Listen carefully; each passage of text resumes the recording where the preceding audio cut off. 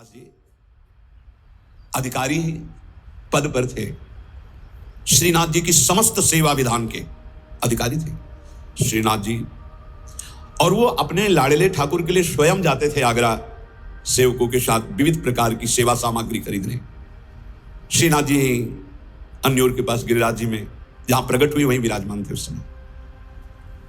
आप इस बात पर बहुत ध्यान देना, भगवत प्राप्ति की बात कर रहा हूं। वहां गए तो सैकड़ों लोग घेरे हुए थे, तो सोचा क्या हो रहा है देखें। तो एक वैश्यावृत्ति से अपना जीवन निर्वाह करने वाली नवीन वैश्या नृत्य करके लोगों से अर्थ ले रही थी। नाचना गाना रिझाना, कोई 10 कोई 5 कोई 1 ऐसे। कृष्णदास जी वयोवृद्ध थे, महापुरुष, भगवत सखा है, नित्य सखा है, बहुत उच्च कोटि के महापुरुष, कोई साधारण नहीं। वैश्या को देखा, उसकी हाव भाव चातुरी, उसका बोलना, उसका चितवन, निकाला ठाकुर जी के सेवा वाले से 10 रुपया। वैश्या ने देखा कि संत हैं, पर बड़े रिजवार संत हैं, 10 रुपया फिर निकाला। अब वैश्या की तो दृष्टि उन्हीं पे जम गई। 2-3 बार नजदीक आए, उनका 1000 मुद्राएं देंगे। अरे उनका मालिक आदेश करो, कहाँ है? बोले पूरे परिकर सहित जहां हमारा विश्राम स्थल वहां, अब तुम केवल हमें दिखाओ। 1000 मुद्रा में दो, पूरे परिकर सहित गान बजान नृत्य। ठीक है, उनके परिकर से कहा कि 1000 मुद्राएं सब आपस में बांट लो, और वैश्या से कहा मेरे बादशाह के सामने तुम्हें नाचना है, तुम जितनी संपत्ति कहोगे उतनी दे, केवल नाचना है। हमारा तो जीवन कृतार्थ हो गया। आप कौन हो? काम बोले कुछ परिचय नहीं, बस मेरे साथ चलना है, और तुम्हारे परिकर का कोई नहीं चलेगा। इनको जितना आप कहो हम अर्थ दे दें, जिनसे इनका जीवन निर्वाह होगा, और तुम हमारे साथ चलो। ऐसा ही अधिकारी थे, खूब वैभव था।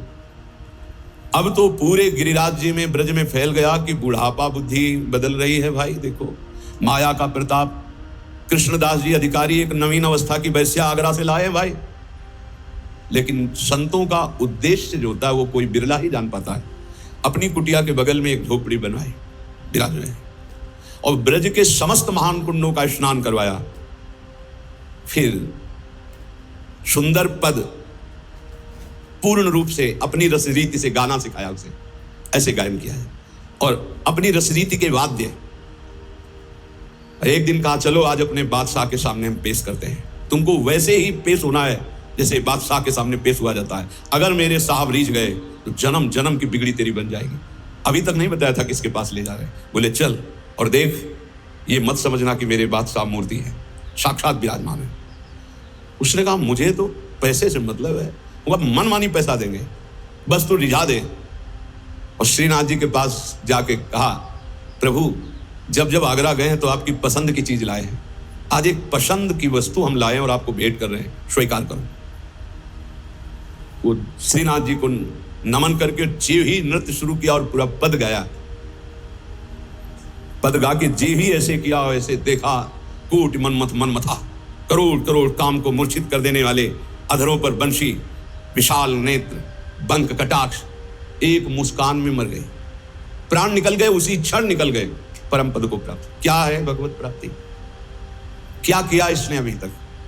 वैश्या संसार के भोगों में लिप्त एक महात्मा की बात मान ली तो भगवत प्राप्ति हो गई। जिस क्षण जीव आचार्य शरण में हुआ, उसी क्षण से आचार्य ने पकड़ लिया उसे।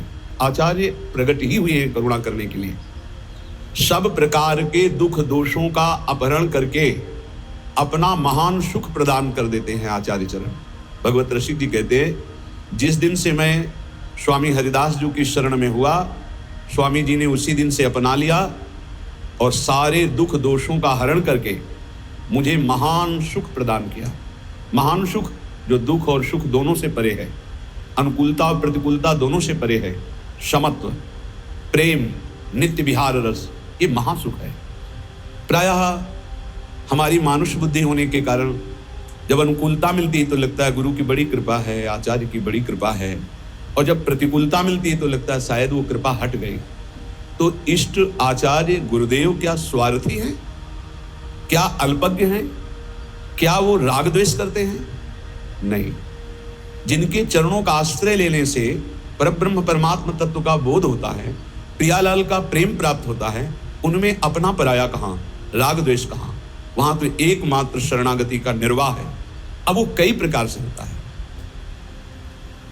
कभी कभी आचार्य गुरुदेव इष्ट देव की ऐसी करुणा प्रकट होती है जो बड़ा भयंकर रूप लेती है।